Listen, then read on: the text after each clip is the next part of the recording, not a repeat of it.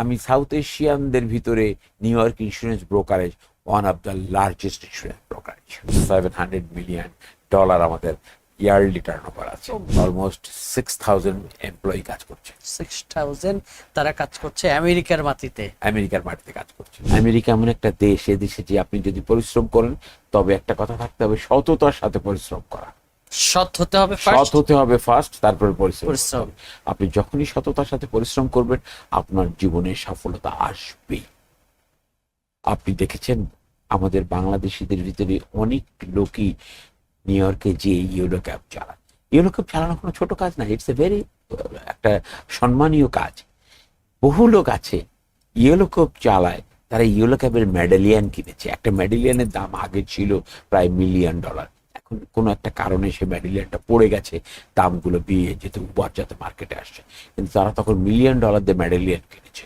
তারা নিজেরা বাড়ি করেছে, বাড়ি করে থেকে একবেলা গাড়ি চালিয়েছে, আর একবেলা তারা গাড়ি রেন্ট দিয়েছে, দিয়ে নিজে করেছে। আবার বহু লোক আছে আজকে 20 বছর ইয়েলো ক্যাব চালায়, ব্যাংকের অ্যাকাউন্টে দেখবেন যে $100। আসসালামু আলাইকুম, সবাইকে স্বাগত জানিয়ে শুরু করছি বাংলা ভিশনের নিয়মিত আয়োজন দেশের কথা।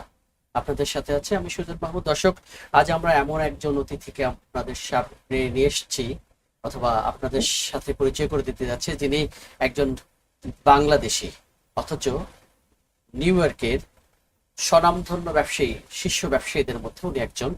সম্প্রতি বাংলাদেশের রেমিটেন্স সেক্টরে বিশেষ অবদানের জন্য এনআরবি সেক্টরে সিআইপি অ্যাওয়ার্ড পেয়েছেন। আমাদের সাথে আছেন নিউ ইয়র্কের বিশিষ্ট ব্যবসায়ী ও শাহনিয়াজ গ্রুপের প্রেসিডেন্ট লায়ন শাহনিয়াজ। শাহনিয়াজ ভাই, আপনাকে স্বাগত জানাচ্ছি। আপনাকে অনেক ধন্যবাদ। কেমন আছেন? জি, ভালো আছি, আপনি কেমন আছেন? আমিও আপনাদের তো ভালো আছি, আলহামদুলিল্লাহ। আমি তো শুরুতেই বললাম যে এনআরবি ক্যাটাগরিতে বাংলাদেশের অর্থনীতিতে গুরুত্বপূর্ণ অবদানের স্বীকৃতি স্বরূপ আপনি একটি অ্যাওয়ার্ড পেয়েছেন, বিশেষ সিআইপি অ্যাওয়ার্ডে পুরস্কৃত হয়েছেন। কেমন লাগছে আপনার? জি, এটা একটা ভালো সম্মাননা, যেহেতু আমরা বাংলাদেশের অর্থনীতিতে আমরা ভূমিকা রাখছি। আমরা বাঙালি হয়ে আমরা নিউ ইয়র্কের অর্থনীতিতে অবদান রাখছি। যেহেতু নিউ ইয়র্ক অর্থনীতিতে অবদান রাখাতে আমরা নিউ ইয়র্ক বেস যে সমস্ত এরকম কোনো অ্যাওয়ার্ডের অ্যারেঞ্জমেন্ট নাই, কিন্তু বাংলাদেশে যদি আমরা অবদান রাখি তাহলে আমাদেরকে কমার্শিয়াল ইম্পর্টেন্ট পার্সন হিসেবে, সিআইপি হিসেবে অবদান দেওয়া হয়। যার জন্য আমি এই অবদানে এবার আবেদন করি। এবং আপনি কি এই সম্মাননার জন্য আপনি কি এতদিন অপেক্ষা করছিলেন যে আপনাকে সম্মানিত করা হবে? আসলে আসলে আপনি ঠিক আমি অপেক্ষা করছিলাম নিজের বললে মতো ভুল করে হবে কাজ না, করে যাচ্ছিলেন? কারণ আমি নিজের মতো করে কাজ করে যাচ্ছিলাম। আমি বাংলাদেশে রেমিটেন্স পাঠানোতে এই বছর না, আমি প্রতি বছরই একটা বড় ধরনের রেমিটেন্স পাঠিয়ে থাকি, কিন্তু আমি কখনো অ্যাপ্লাই করিনি সিআইপি হিসেবে। আমার বন্ধু বান্ধবরা এবার যখন বলে যে তুমি সিআইপি হিসেবে অ্যাপ্লাই করো, এটা একটা আলাদা একটা সম্মান, সেই হিসাবে তখন আমি তাদের বুদ্ধিতে এবছর আমি অ্যাপ্লাই করি। না, এটা তো নিশ্চয়ই আপনার জন্য যেরকম ভালো লাগে, একই সাথে বাংলাদেশের জন্য বলা চলে এটা একটা বড় অর্জন যে আপনার জি। মতো মানুষকে তারা সম্মানিত করতে পেরেছে। জি। একই সাথে আমরা শাহনেজ ভাই একটা গল্প শুনতে চাই। আমরা যখন আমেরিকায় যারা যায়, বিশেষ করে সাংবাদিকরা যারা যায়, তাদের মুখ থেকে আমরা বাংলাদেশের বিশিষ্ট ব্যবসায়ীদের নাম শুনি, যারা বাংলাদেশকে ওখানে বসেই বাংলাদেশের নাম ছড়িয়ে দিচ্ছেন চারদিকে। ইভেন বাংলাদেশ থেকে যারা যায় তাদের সাথেও খুব বন্ধু বৎসল আচরণে সবসময় থাকছেন। তার মধ্যে আপনার নাম আমরা শুনতে সবসময় শুনে আসছি, কিন্তু এই শাহনিয়াজ তো একদিনে শাহনিয়াজ হয়নি। এই শাহনিয়াজ একজন শাহনিয়াজ তৈরি হওয়ার পিছনের গল্প আমরা শুনতে চাই। আসলে আপনার এই শুরুটা কিভাবে? আসলে শুরুটা বলতে গেলে, যদি আমি বাংলাদেশ থেকে শুরু না করে আমি যদি নিউ ইয়র্ক থেকে শুরু করতে পারি, বাংলাদেশে আমার প্রথম জীবনটা কাটছে চাকরিতে। কারণ আমি আমার এডুকেশন শেষ করে আমি চাকরি করতে শুরু করি। প্রথম আমি চেকোস্লোভাকিয়ান এমবেসিতে চাকরি করি, তারপরে আমি ব্রিটিশ আমেরিকান টোবাকো কোম্পানিতে চাকরি করি। তখন ওটাকে বিটিসি বলতো, বাংলাদেশ টোবাকো কোম্পানি, পরবর্তীতে এখন ব্যাটকো বলছে। তাই ওখানে আমি চাকরি করি। ওখানে কর্মজীবন শেষ করার পরে আমি নিজস্ব ব্যবসায়ে আসি। আমার গার্মেন্টস ফ্যাক্টরি ছিল, এমব্রয়ডারি ফ্যাক্টরি ছিল, সুপার মার্কেট ছিল, বাংলাদেশে ছিল। আমার বাইং অফিস ছিল সাজ মার্চেন্ডাইজিং কর্পোরেশন নামে। তো বাংলাদেশে বিজনেস করতে করে এটা আমি 2000 সাল পর্যন্ত, বেসিক্যালি 2001-2 পর্যন্ত, 3 পর্যন্ত চালাই। 4-এর পর থেকে আমি সিদ্ধান্ত নিই যে আমি ওভারসিজ কিছু করব। তারপর আমি 2005 সালে বাংলাদেশ থেকে নিউ ইয়র্কে চলে যেয়ে নিউ ইয়র্কে ব্যবসা শুরু করি। তো নিউ ইয়র্কে প্রথম আমি গিফট শপ দিয়ে ব্যবসা শুরু করি। তো গিফট শপে আমি ভালো করেছিলাম, কিন্তু একটু প্রবলেম ছিল ওখানে গিফট শপগুলোতে কিছু ফেক প্রোডাক্ট বিক্রি করতে হতো, না হলে প্রফিট মার্জিন করা যেত না। তাই যার কারণে আমি এইটার বিরোধী ছিলাম, আমি ফেক প্রোডাক্ট বিক্রি করব না। এই কারণে আমি ওই বিজনেসটা বন্ধ করে দিই, বলি যে না, আমি এটা করব না। কারণ আমি যতটুকু পড়াশোনা করেছি, আমি যতটুকু জেনেছি, আপনি যদি আপনি তো দেশের বাইরে, ঢাকা জি বিশ্ববিদ্যালয়ে আমি ঢাকা পড়াশোনা ইউনিভার্সিটি করেছেন। থেকে পাশ করেছি। আমি আমার স্কুল জীবন খুলনাতে সেন্ট জোসেফ থেকে ম্যাট্রিক পাশ করেছি। বিএল কলেজ থেকে আমি ইন্টারমিডিয়েট পাশ করছি, ইকোনমিক্সে মাস্টার্স করছি, এবং আমি এমবিএ করেছি আইবিএ থেকে। তা এখন আমি যখন দেখলাম যে বাইরের কোনো কান্ট্রিতে যদি আপনি কোনো ব্যবসা করতে চান, সেই ব্যবসার মূল বিষয়টাই হলো সততা। আপনি যদি সততা দিয়ে ব্যবসা না করেন, তাহলে আপনি একটা সার্টেন পিরিয়ড পর্যন্ত আপনি সাস্টেইন করতে পারবেন, তারপরে কিন্তু আপনি সাস্টেইন করতে পারবেন না। যার কারণে বাংলাদেশে কিন্তু একটা বিষয়কে খুব বেশি বা ওই বিদেশে একটা বিষয়কে সবচেয়ে বেশি প্রাধান্য দেওয়া হয়, যেটাকে আমরা কথায় কথায় বলি যে ক্রেডিট, ক্রেডিট সিস্টেমটা। এই ক্রেডিট যদি কারো নষ্ট হয়ে যায়, আর রিপুটেশন যদি কারো নষ্ট হয়ে যায়, তাহলে সেই বিজনেসে ভালো করতে পারে। তা আমি, আমার ইচ্ছা ছিল যে আমি কখনো আমার ক্রেডিটটাকে নষ্ট করতে দেব না, এবং আমি আমার সততা দিয়ে আমি ব্যবসা পরিচালনা। এবং যেহেতু আমার বড় আকারে কিছু করতে গেলে, আমার প্রোডাক্ট বিক্রি করতে গেলে আমার প্রচুর ফান্ড দরকার, যদি আমেরিকানদের সাথে কম্পিট করতে হয়। কিন্তু আমি যদি সেবা বিক্রি করি, তাহলে কিন্তু আমি আমেরিকানদের সাথে কম্পিট করতে পারবো। তখন এই উদ্দেশ্য নিয়ে আমি ওখানে ইন্স্যুরেন্স ব্রোকারেজ কোম্পানি করি 2007-এ এসে। তো ইন্স্যুরেন্স ব্রোকারেজ কোম্পানিতে বিষয়টা হলো যে আমি বিভিন্ন কোম্পানি, যারা ইন্স্যুরেন্স কোম্পানিগুলো আছে, তাদের সাথে কন্ট্যাক্ট করে তাদের এজেন্ট হব। তারা আমাদেরকে বলবে যে তুমি আমার ব্রোকার, তাদের এজেন্ট হবে, এবং আমার কাছে কোনো একটা ক্লায়েন্ট যদি কোনো ইন্স্যুরেন্স করতে আসে, যে কোনো প্রোডাক্ট নিয়ে, সেটা হলো একটা গাড়ি নিয়ে আসতে পারে, একটা বাড়ি নিয়ে আসতে পারে, একটা ব্যবসা প্রতিষ্ঠান নিয়ে আসতে পারে। একটা ব্যবসা প্রতিষ্ঠানে 3টা ইন্স্যুরেন্স লাগে: liability insurance, workers compensation insurance এবং ডিসএবিলিটি ইন্স্যুরেন্স। এগুলো নিয়ে আসলে তখন আমি এইগুলো ওই কোম্পানিতে প্লেস করব, ওই কোম্পানি থেকে ইন্স্যুরেন্স আমি করে দিব, ওই কোম্পানি আমাকে ব্রোকার হিসেবে কমিশন দেবে। এটা এক প্রকার যেমন সেবা দেওয়া আমাদের কমিউনিটিকে, অ্যাট দ্য সেম টাইম আমি মুনাফাও অর্জন করছি, যেহেতু আমি কমিশন পাচ্ছি। তা আমরা যখন শুরু করি, তখন সেবাটাকে আমি বড় করে দেখি। কারণ নিউ ইয়র্কে আপনি জানেন যে ট্যাক্সি ইন্ডাস্ট্রি রয়ে গেছে, যেটা ইয়েলো কালার ট্যাক্সি চলে, অথবা উবার চলে, অথবা বিভিন্ন ধরনের আরও ট্যাক্সি, লোকাল যে ট্যাক্সি এগুলো আছে, কার সার্ভিস বলি, অথবা গ্রিন কালারের ট্যাক্সি আছে। তখন আমাদের বাংলাদেশিদের ভিতরে কেউ কোনো ব্রোকার ছিল না।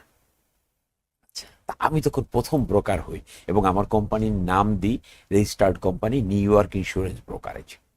কিন্তু আপনি আমি প্রথম বাংলাদেশি যিনি প্রথম নিউ ইয়র্কে বাংলাদেশিদের গিয়ে ভিতরে আমি ব্রোকারেজ। ব্রোকারেজ কোম্পানি করি। তখন করার পরে যখন আমি বিভিন্ন কোম্পানিতে বলি যে আমি একটা কোম্পানি করেছি, তোমরা আমাকে এগ্রিমেন্ট দিলে আমি তোমাকে বাংলাদেশি এবং সাউথ এশিয়ান কাস্টমারকে তোমাদেরকে দিতে পারবো, তখন তারা এটাকে খুব একটা ভালোভাবে নেয় না। বলে যে দেখো, এটা তোমাদের বিজনেস না, এটা আমাদেরকে ইন্ডিয়ান হিসেবে কাউন্ট করা হয়। বলা হয় যে you Indian people, this is not the business for you. So you are very lucky that you got a very good name, যে New York insurance brokerage, but এটা নিয়ে তোমরা কাজ করো না। কিন্তু আমি আচ্ছা, ধৈর্য হারাইনি, আমি বলছি না, ঠিক আছে, হবে। এইভাবে আমি চেষ্টা করতে করতে করতে করতে এমন একটা সময় আসে যে নিউ ইয়র্কে ট্যাক্সি ইন্ডাস্ট্রি যে যতগুলো ইন্স্যুরেন্স কোম্পানি ছিল, আমি সবগুলো ইন্স্যুরেন্স কোম্পানির ব্রোকার ছিলাম, প্রত্যেকটা ইন্স্যুরেন্স কোম্পানির ব্রোকার ছিলাম।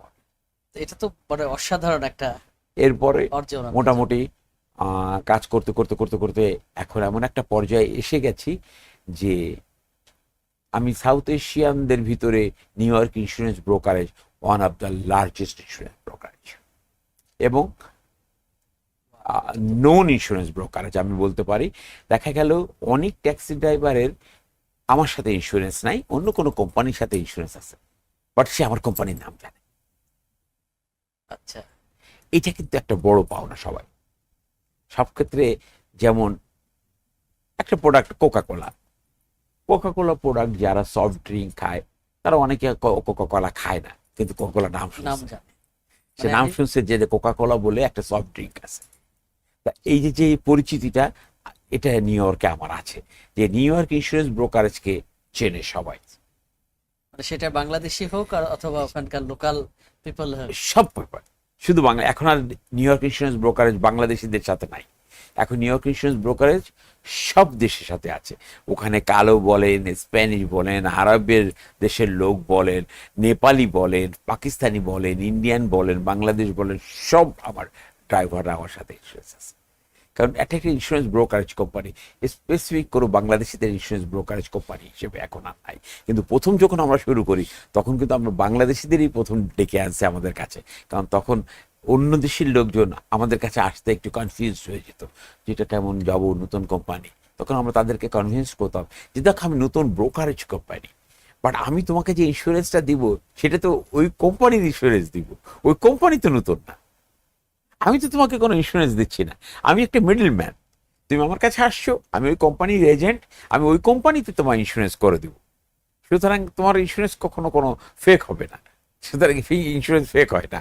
আমাদের নিউ ইয়র্কে বলেন যে ইন্স্যুরেন্সের বারকোডিং সিস্টেম থাকে, যখন আমরা যে ইন্স্যুরেন্সের আইডি কার্ডটা প্রিন্ট করার সাথে সাথে তার একটা কপি অটো ডিএমবিতে চলে যায়, ডিপার্টমেন্ট অফ মোটর ভেহিকলসে চলে যায়, এবং সবসময় পুলিশ ডিপার্টমেন্ট ওই বারকোডটাকে স্ক্যান করলে সমস্ত ইনফরমেশন চলে আসে। তো যার কারণে তখন তাদেরকে কনভিন্স করছি যে দেখো আমি তোমাকে ইন্স্যুরেন্স দিচ্ছি, এই ইন্স্যুরেন্সটা আমার না, আমি তোমাকে ওই কোম্পানি থেকে ইন্স্যুরেন্স এনে দিচ্ছি। সুতরাং সেই কোম্পানিতে ইন্স্যুরেন্স এনে দিলে তো তোমাকে আমি অন্য কোম্পানি থেকে বেটার সেবা দিই। মানে এটা তো শুধু আপনার জন্যই গর্বের বিষয় না, একই সাথে ওখানে যারা বাংলাদেশের যে মানুষগুলো বাস করেন সবার জন্য তো আপনি একজন গর্বের হ্যাঁ, মানুষ সেটাই, সেখানে। এটা গর্বের বিষয় যে সে আমাদের। আর সবচেয়ে বড় বিষয় হলো যে আমাদের যারা বিশেষ করে ইন্ডিয়া, পাকিস্তান, নেপাল এবং বাংলাদেশ, এই সমস্ত দেশের লোকগুলা তাদের নিজেদের ভাষায় আমাদের অফিসে এসে কথা বলতে পারে।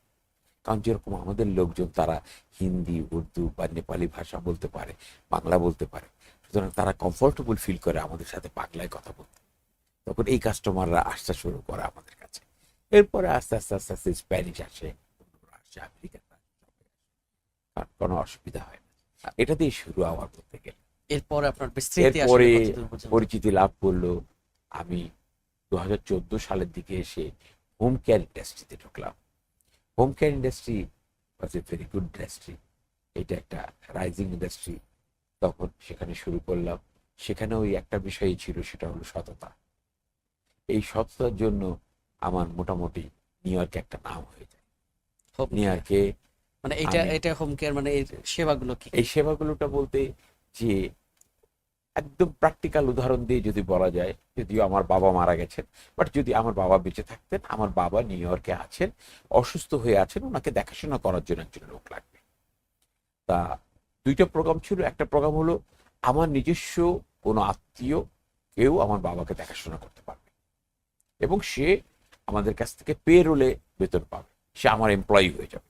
তাতে আমার ওয়াইফ যদি হয়, আমার ওয়াইফ দেখাশোনা করতে পারবে, আমার সন্তানাদি দেখাশোনা করতে পারবে, অথবা দেখা গেলো অন্য যে কোনো আমার ছেলে, ছেলের বউ, মেয়ে, মেয়ের হাজবেন্ড, যে কেউ দেখাশোনা করতে পারবে, এবং তারা কোম্পানি সরাসরি আমার কোম্পানি এমপ্লয়ি হয়ে যাবে।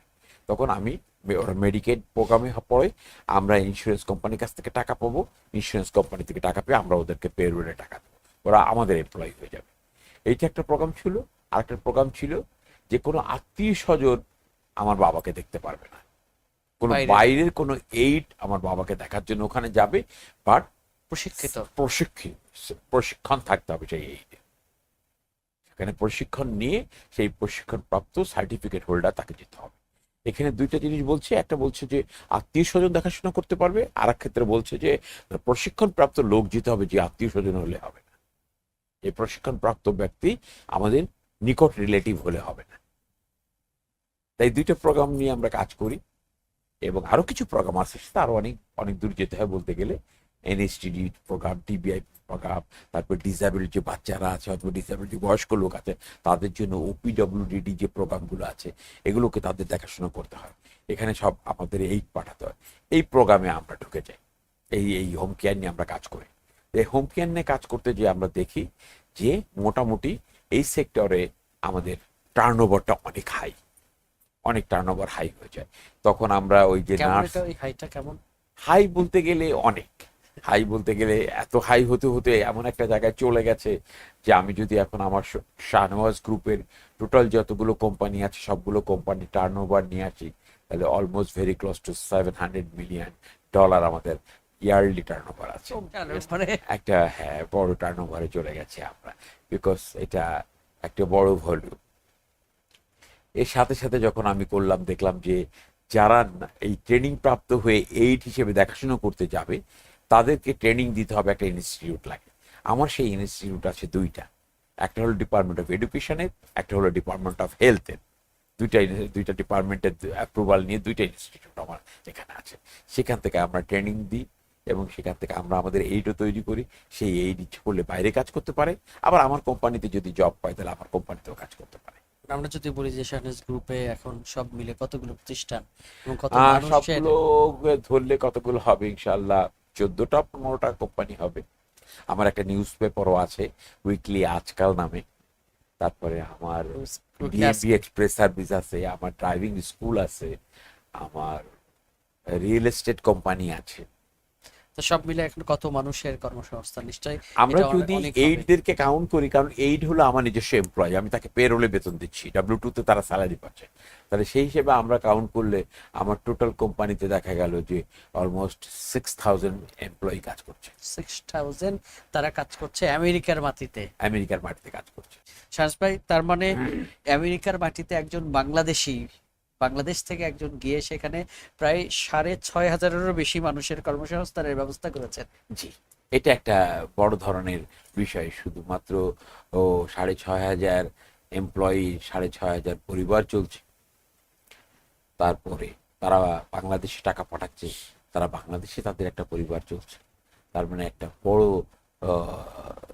সোশ্যাল ওয়ার্কের সাথে আমি জড়িত হয়ে পড়েছি মোটামুটি, যেটা সত্যিকার অর্থে শাহনওয়াজ গ্রুপ একটা বড় গ্রুপ আকারে ধারণ করেছে। সে সেক্ষেত্রে সম্মাননাও আমি নিউ ইয়র্কে বসে পাই। নিউ ইয়র্কে বাংলাদেশিদের ভিতরে শুধু না, আমি নিউ ইয়র্কে আমেরিকানদের ভিতরেও আমি একজন পরিচিত ব্যক্তি। আমাদের নিউ ইয়র্কের ইলেক্টেড অফিসিয়াল সবার সাথে আমার ভালো সম্পর্ক, পুলিশ ডিপার্টমেন্টের সাথে ভালো সম্পর্ক, সব ডিপার্টমেন্টের সাথে একটা সম্পর্ক রেখে মোটামুটি আমরা বাংলাদেশি মাইনরিটি হিসাবে নিউ ইয়র্কের মতো জায়গায় আমরা একটু দাপট নিয়েই চলি। আমরা বাঙালিদের ভিতরে হয়তো রোলস রয়েস গাড়ি প্রথম, কিন্তু আসলে অনেকে বলবে যে হয়তো তার পয়সা হচ্ছে বলে রোলস রয়েস গাড়ি কিনেছে বা অন্য কোনো কারণে, বা কেউ বলবে হয়তো দেখানোর জন্য। ঠিক ব্যাপারটা তা না। ব্যাপারটা হলো যে আমরা বাংলাদেশি কমিউনিটি, যে একটা কমিউনিটি, বাংলাদেশি কমিউনিটি যে একটা স্ট্রং কমিউনিটি আমাদের নিউ ইয়র্কে, যেটা নিউ ইয়র্কের যারা আদিবাসী, যারা যারা দাবি করে যে আমরা আমেরিকান বাই বর্ন আমেরিকান, আমরা native American by born American, তারা যেন আমাদেরকে কাউন্ট করে যে আমরা মাইনরিটি, বাট আমরা সেরকম ধরনের ক্যাপাবিলিটি আমাদের আছে বলেই আমরা এত বড় কোম্পানি করতে পেরেছি। আমরা এই ধরনের গাড়ি চালিয়ে ঘুরতে পারি, এই ধরনের সম্মাননা নিয়ে ঘুরতে পারি। এটা এটা এটা হলো মেন বিষয়। যখনই একটা লোক, আমেরিকান একটা লোক, যখন একটা কংগ্রেসম্যান বলেন, একটা অ্যাসেম্বলিম্যান বলেন, একটা স্টেট সিনেটর বলেন, কাউন্সিল মেম্বার বলেন, যেটাই বলেন, এরা যারা যখন দেখবে যে না আমাদের বাংলাদেশিদের ভিতরে একটা ইউনিটি আছে, বাংলাদেশিদের একটা ভোট ব্যাংক আছে, বাংলাদেশিরা ধনী, বাংলাদেশিরা দামি গাড়ি চালায়, বাংলাদেশিরা এডুকেটেড, তখন তারা আমাদেরকে মূল্যায়ন করে। মানে আপনি তো বাংলাদেশিকেই প্রতিনিধিত্ব করছেন আমি ওখানে। বাংলাদেশকে প্রতিনিধিত্ব করছি, কিন্তু আমাকে তো দেখাতে হবে কোনো না কোনো জিনিস। আপনাকে প্রকাশ করতে হবে, যেটাকে আমরা অ্যাডভার্টাইজমেন্ট বলি, তাই না? আজকে বাংলা ভিশন খুব একটা নাম করা টেলিভিশন চ্যানেল। আপনি যদি বিভিন্ন ভালো প্রোগ্রাম না করেন, মানুষকে যদি না জানান যে দেখো বাংলা ভিশন নিউজ করছে, বাংলা ভিশন এন্টারটেইনমেন্ট করছে, বাংলা ভিশন বিভিন্ন ধরনের ইভেন্ট করছে, তাহলে তো লোক জানবে না বাংলা ভিশন কি জিনিস। এটা জানাতে হবে। অনেকে বলে নিজের কথা নিজে বলা, নিজের কথা নিজের বলা না। আমি আপনাকে যদি না বলি যে আমার একটা আজকাল বলে উইকলি আজকাল বলে পত্রিকা আছে, তাহলে আপনি জানবেন কি করে যে আমার একটা উইকলি আজকাল পত্রিকা? এটা বহু পরিচিত পত্রিকা, এটার বয়স হয়ে গেছে এখন প্রায় 18 বছর, 18 ইয়ার্স ওল্ড আজকাল পত্রিকা। এখন আপনি যদি না জানেন তাহলে আপনি তো বুঝতে পারবেন না যে আজকাল বলে একটা পত্রিকা আছে। এটা তো আপনাদেরকে জানাতে হবে। পত্রিকা বা সার্ভিস ওরিয়েন্টেড আমাদের বাংলাদেশি এমপ্লয়িরাই যুক্ত হচ্ছে বা বিভিন্ন এমপ্লয়িরাই যুক্ত হ্যাঁ, হচ্ছে এর সাথে, কিন্তু আপনি তো আরেকটু বড় কাজ করে যাচ্ছেন যে নিউ ইয়র্কের বলা চলে যে বড় একটা অংশ আপনার প্রতিষ্ঠানের উপর ডিপেন্ডেন্ট। হ্যাঁ, এটা বলা যেতে পারে যে আমি নিউ ইয়র্কের যে ইভেন্টগুলো হয় আমি চেষ্টা করি প্রতিটা ইভেন্টে কন্ট্রিবিউশন করতে। না, একই সাথে সার্ভিস ওরিয়েন্টেড মানে যাদেরকে সেবা দরকার পড়ে হ্যাঁ, ওখানকার নাগরিকদের তো বড় একটা অংশ আপনার কাছ থেকে সেবা নিচ্ছে। সেবা নিচ্ছে, তারা আমাদের কাছ থেকে সেবা নিচ্ছে, তারা সেবা পাচ্ছে, এবং যারা ওখানে কাজ করছে তারা অর্থনৈতিকভাবে সচ্ছল হচ্ছে, কারণ তারা তো W2 তে বেতন পাচ্ছে, তারা লিগাল হইতে বেতন সুতরাং তাদের অর্থনীতিতেও আপনার বিশাল একটা বিশাল অবদান। একটা অবদান আছে। এবং আমি ওখানকার লোকাল যে সমস্ত ইভেন্টগুলোতে সমস্ত কিছুতে আমি কন্ট্রিবিউশন করছি, যাতে আমাদের বাংলা সংস্কৃতিটাকে যেন আমরা ধরে রাখতে পারি, আমাদের নেক্সট জেনারেশন যেন বাংলা ভাষাকে ভুলে না যায়, বাংলা সংস্কৃতিকে ভুলে না যায়। আজকে আমরা বাংলায় কথা বলি, কালকে যেন আমার সন্তানদেরা বাংলা ভুলে না যায়, তারা যেন অন্তত বাংলায় কথা বলতে পারে, এইটার জন্য ধরে রাখতে পারি আমরা। সেই জন্যই আমরা অনেক ধরনের প্রোগ্রাম করে থাকি। আপনি কি শুরুতে গিয়ে ওখানে একদম আহ, যে অবস্থা মানে তখন কি খুব সুন্দর অবস্থা পেয়েছিলেন নাকি না আপনাকেও সংগ্রাম করতে হয়েছিল? কারণ তার আগে তো আপনি বাংলাদেশে ব্যবসা না, বাংলাদেশে করতেন। ব্যবসা করেছি, ওই দেশে সংগ্রাম করতে হয়েছে, প্রচুর পরিশ্রম করতে হয়েছে, কারণ ওখানে আপনি জানেন যে ম্যান পাওয়ার খুব কস্টলি। আমরা যখন একটা এমপ্লয়ি রাখি সেটা খুব কস্টলি এমপ্লয়ি হয়, স্যালারি অনেক বেশি। সেই ক্ষেত্রে আমি একা কাজ করেছি কয়েকজনের কাজ। মানে আমি আপনি কি শুরুতে ব্যবসার জন্য গিয়েছিলেন একদম এটাই মানে? উদ্দেশ্যই ছিল ব্যবসা করব বলেই, তাছাড়া তো আমার মতো লোক যে ওই দেশে আমাদের এই বেসিক এডুকেশন নিয়ে যে কি জব করবে, আমরা জব করে সুবিধা করতে পারবো না। আর আমরা এই দেশের থেকে যারা যায় ম্যাক্সিমাম লোকজনই যে জবগুলো করেন সবগুলো একটু ওয়ার্ড জবগুলো করেন। খুব একটি ভালো জব করতে গেলে ওখানকার কিছু এডুকেশন লাগে, ওখানকার ল্যাঙ্গুয়েজ ব্যারিয়ারগুলো রয়ে গেছে। কারণ আমরা যারা ইংরেজি বলি আর সাধারণ ইংরেজি ওরা যারা বলে সেটা ঠিক অনেকটা ম্যাচ করে না, কারণ কি আমরা কথ্য ভাষায় বাংলা কথা বলি, ওরাও এরকম কথ্য ভাষায় তারা ইংরেজি বলে। তা সুতরাং ওই ভাষাগুলোকে আমাদের আহ, জব্দ করতে হয়। আর তখন এটা একটা সময় যে জব্দ করা খুব কঠিন হয়ে কঠিন যায়, হয়ে যায়। যেমন আমার সন্তানাদিরা জব্দ করে ফেলেছে, কিন্তু আমাদের জব্দ করা খুব কঠিন হয়ে যায়, কারণ ওরা তো তখন গ্রামার দিয়ে কথা বলে না। আমরা যেমন আমাদের বাংলা ভাষায় গ্রামার দিয়ে কথা বলি না, আমরা বলি যে ঢ্যাপ করে পড়ে গেল। ঢ্যাপ করে কেউ পড়ে যায় না, পড়ে যায় তারপরে ঢ্যাপ করে। শব্দ হয়। তাহলে আমরা বলছি ঢ্যাপ করে পড়ে, খেয়ে দিয়ে শুয়ে পড়ো, খেয়ে শুয়ে পড়ো, কিন্তু খাইয়া দাইয়া শুয়ে পড়ো। তা দাইয়াটা কোথা থেকে আসলো? দাইয়া বলে কিছু নাই, কিছু কথ্য ভাষা, তো ওরাও সেরকম বলে। হ্যাঁ, তা ওইগুলোর সাথে আমরা পরিচিত হতে সময় লাগে, কিন্তু আমাদের সন্তানাদিরা পরিচিত হয়ে গেছে। কিন্তু সন্তানাদিরা যেন আমাদের বাংলা ভাষাকে ভুলে না যায়, আমাদের বাংলা সংস্কৃতিকে ভুলে না যায়, এটার জন্য আমাদেরই চেষ্টা করে যেতে তো এখানেও অনেক ভালোভাবে ব্যবসা করছিলেন, হবে। কিন্তু আপনি বাংলাদেশে ব্যবসা একদম সব আহ, বলা চলে ব্যবসার সব পার্ট চুকে আমেরিকা যাওয়ার কারণ কি? আমি কখনো ওপেন রাস্তার উপরে দাঁড়িয়ে কোনো ব্যবসা বাণিজ্য করি। তা যার কারণে যখন আমি বাংলাদেশ টোবাকোর বিজনেস চাকরি ছেড়ে দিলাম, কাজ শুরু করতে গেলাম সুপার মার্কেট দিয়ে বা আমাদের গার্মেন্টস ফ্যাক্টরি দিয়ে, তখন কিছুটা আমি ফেস করেছি যে বিভিন্ন ধরনের বাধা, যেগুলো তাদেরকে কিছু লোককে পয়সা দিতে হয়, তারা এসে দাবি করে যে আমাদেরকে তোমরা এখানে ফান্ড দাও, এটা দাও, সেটা দাও, যেগুলো আমি ইউজ টু ছিলাম না। তো পরবর্তীতে দেখলাম যে না, এই জিনিসগুলোকে কেন আমরা হ্যাসেল হাতে নেব, তার মানে যেহেতু অনেকেই আপনার মতো এই হ্যাসেল গুলোর কারণেই ব্যবসা অনেকেই হ্যাসেলগুলোর ব্যবসা কারণেই করতে চায় না অথবা চায় না, এবং তারা আমরা সফল চলে হতে যেতে পারে না। বাধ্য হয়েছি যে না, আমরা হয়তো বা কোনো দেশে চলে যাব, সেই দেশে যে আমরা সেই দেশে ইনভেস্ট করবো, পরিশ্রম করবো, তারা আর যদি পরিশ্রম করি তাহলে আমরা প্রতিষ্ঠিত হতে পারবো। আপনি আমেরিকা এমন একটা দেশ, এ দেশে যে আপনি যদি পরিশ্রম করেন, তবে একটা কথা থাকতে হবে, সততার সাথে পরিশ্রম করা। সৎ হতে হবে সৎ ফার্স্ট, হতে হবে ফার্স্ট, তারপরে পরিশ্রম করতে পরিশ্রম। হবে। আপনি যখনই সততার সাথে পরিশ্রম করবেন, আপনার জীবনে সফলতা আসবেই। আপনি দেখেছেন আমাদের বাংলাদেশিদের ভিতরে অনেক লোকই নিউ ইয়র্কে যে ইয়েলো ক্যাব চালায়। ইয়েলো ক্যাব চালানো কোনো ছোট কাজ না, ইটস এ ভেরি একটা সম্মানীয় কাজ।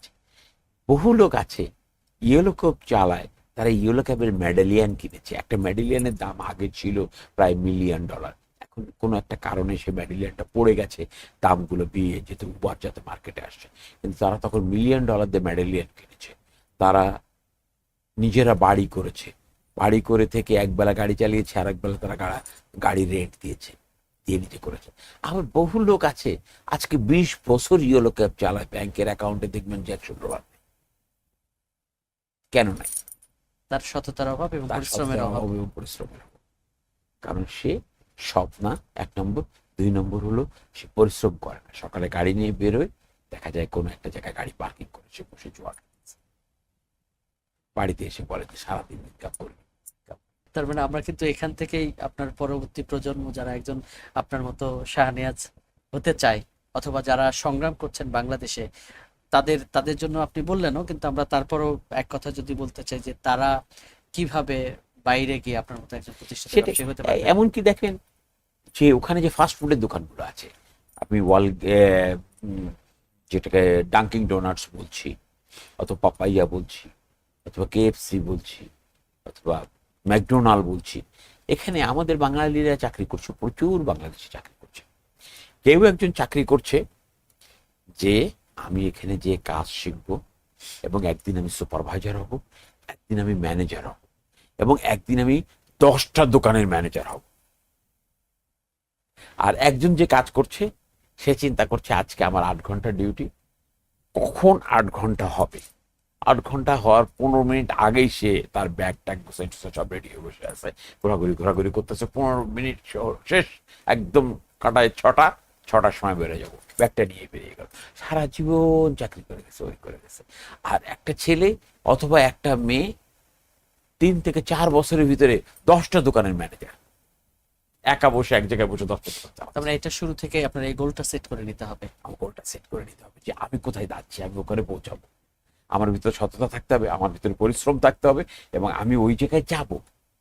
এই জিনিসগুলো যার ভিতরে আছে তারা উপরে উঠতে পেরেছে, আর যাদের ভিতরে নাই তারা উঠতে পারেনি। যেমন ইয়েলো ক্যাবের কথা বললাম, ইয়েলো ক্যাবের ড্রাইভার, সে ব্যারেল কিনেছে, বাড়ি করেছে, সুন্দরভাবে ঘুরছে।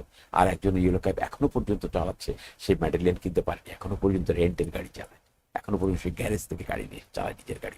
এখন এখানে যারা স্ট্রাগল করছে, কেউ মাত্র সবে মাত্র পড়াশোনা শেষ করেছে, হয়তো বা চিন্তা করছে যে সেও আপনার মতো বাইরে গিয়ে ব্যবসা করতে চায়, অথবা যারা নতুন করে এখানে স্ট্রাগল করছে, তাদের জন্য আপনার পরামর্শ কি? তাদের জন্য পরামর্শ ওই একটাই, যে তারা ওখানে যাবে, ওখানে যদি এডুকেশন তারা করতে পারে, তাহলে ওখানে জবের কোনো অভাব নেই, ওখানে পর্যাপ্ত পরিমাণে জব আছে। যেমন আমরা যে সমস্ত ইন্স্যুরেন্স কোম্পানির সাথে এগ্রিমেন্ট করি, করে যখন ইন্স্যুরেন্স ব্রোকারেজ কোম্পানিগুলো আমরা চালাই, এই ইন্স্যুরেন্স কোম্পানিগুলো সবসময় দেখা যায় যে তাদের কিছু না কিছু ভ্যাকেন্সি রয়েছে। কিন্তু ওখানে ভ্যাকেন্সির জন্য আপনাকে একটা পরীক্ষা দিতে হবে, দিয়ে একটা সার্টিফিকেট নিতে হবে, যেটাকে আমরা P&C বলি, প্রপার্টি অ্যান্ড ক্যাজুয়ালিটি। এখন এই প্রপার্টি অ্যান্ড ক্যাজুয়ালিটি পরীক্ষা দিতে গেলে একটু কঠিন, পাশ করা, 90 আওয়ার্স ক্লাস করতে হয়, করে তারপরে এক্সাম দিতে হয় সিটিতে। এক্সাম পাশ করা একটু কঠিন, বাট একবার দুবার দিলেই হয়ে যায়, পাশ করে যায়। পাশ করে যদি থাকে, সাথে সাথে ওখানে জব পাবে। আমি জব পাচ্ছি না, আমি কি করছি?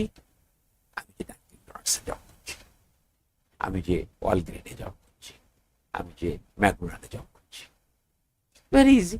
ওখানে যে দাঁড়ালেই দেখা গেল জব দিয়ে দিবে। কিন্তু ওখানে দাঁড়ালে যে জব দিয়ে দিবে এবং যে পয়সা আমি পাবো, সেই পয়সা দিয়ে আমার সংসার খুব একটা ভালো চলবে না। আর ওখানে যে যদি আমি ওরকম কোনো উদ্দেশ্য না থাকে যে আমি সমস্ত কাজ শিখবো এবং একদিন সুপারভাইজার হবো এবং ম্যানেজার হবো, কত তাড়াতাড়ি আমি সুপারভাইজার হতে পারি, কত তাড়াতাড়ি আমি ম্যানেজার হতে পারি, এই জিনিসগুলো যদি, এই অধ্যবসায় এইগুলো যদি না, তাহলে সে সারা জীবন ওইভাবে থাকবে।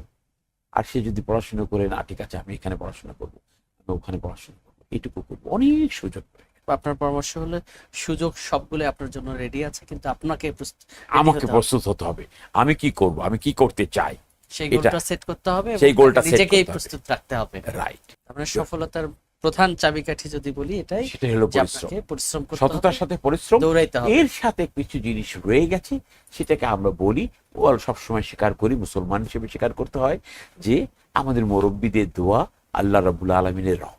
আমি শিওর এই প্রোগ্রাম যারা দেখবেন তারা নিশ্চয় তাদের মধ্যে এখন থেকে এই ধরনের একটা স্বপ্ন তৈরি হবে যে আমার গোল আমি এখনই সেট করবো এবং আমাকেও বড় হতে হবে। আমাকে বড় হতে হবে, আমার গোল আমি এখনই সেট করব, যে কি করলে আমি কোথায় যেতে চাই, আমি কি করলে কোথায় পৌঁছাতে পারি।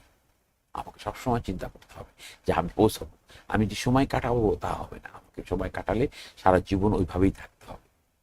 সবার উদ্দেশ্যেই যেভাবে আমি নিজেও কনভিন্স, আসলে আমারও তো স্বপ্ন বোধহয় আরো বড় হয়ে গেল।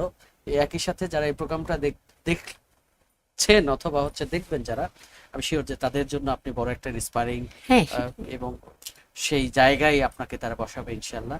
আর আমাদের আপনার অনেক ব্যস্ততম সময়ের মধ্যে এতক্ষণ সময় দিয়েছেন, থ্যাংক অনেক ধন্যবাদ আপনাকে। থ্যাংক ইউ, আপনাকে অনেক ধন্যবাদ। আমরা ধন্যবাদ জানাই আমাদের আপনাদের টিভি চ্যানেলকে, যেটা আমাদের সাথে অনেকদিন ধরেই পরিচিত। এটা বাংলা ভিশন।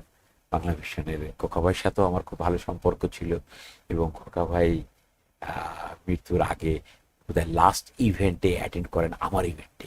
2019 সালে আমি একটা ফোফানা কনভেনশন করি, এটা নিউ ইয়র্কে লাগোডিয়া ম্যারিয়েট হোটেলে। তখন আমি ওই কনভেনশনের কনভেনার ছিলাম, এবং আমার এই কনভেনশনে খোকা ভাই অ্যাটেন্ড করেন, মানে এবং সাদেক হোসেন খোকা। সাদেক হোসেন খোকা অ্যাটেন্ড করেন, এবং ওইটাই ওনার লাস্ট ইভেন্ট ছিল, কোনো একটা ইভেন্টে অ্যাটেন্ড করা মৃত্যু। সাদেক হোসেন খোকার কথা বলছি তাহলে। আমি মানে ওনাকে আমরা শ্রদ্ধা উনি করি, এই ওনাকে বাংলা সম্মান ভিশন জানাই। টেলিভিশন চ্যানেলের একজন স্বপ্নদ্রষ্টা জি, উনি। তার জন্য ওনার প্রতি আমার অনেক শ্রদ্ধা, অনেক ভালোবাসা, সবকিছু রয়ে গেছে। জি, ধন্যবাদ আপনাকে। দর্শক, আপনাদেরও ধন্যবাদ জানাচ্ছি এতক্ষণ সাথে থাকার জন্য। দেখা হবে আগামী পর্বে, সে পর্যন্ত ভালো থাকুন, সুস্থ থাকুন এবং বাংলা ভিশনের সঙ্গে থাকুন। আল্লাহ হাফেজ।